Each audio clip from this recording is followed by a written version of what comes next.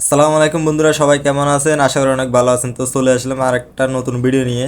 আজকের ভিডিও হচ্ছে আমরা কিভাবে ডিবি বোর্ড বসাই, যেখানে প্রত্যেকটা রুমে আলাদা আলাদা একটা বেকার বসবে এবং কি মেন বেকার বসবে, এখানে অটো বেকার।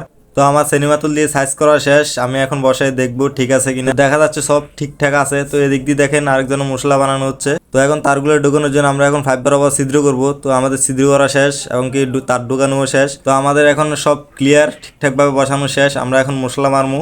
তো মশলা ভালোভাবে মেরে দিতে হবে পিছন দিয়ে, ডিবির বক্সের পিছন দিয়ে ভালো করে মশলা মেরে বক্সটাকে ফিরিয়ে ভিতরে ঢুকে দিতে হবে যেন বের হয়ে না থাকে। তো চারপাশ দিয়ে চেক করতে হবে কোন দিয়ে বা যে কোনো একটা কিছু দিয়ে চেক করতে হবে বের হয়ে আছে কিনা।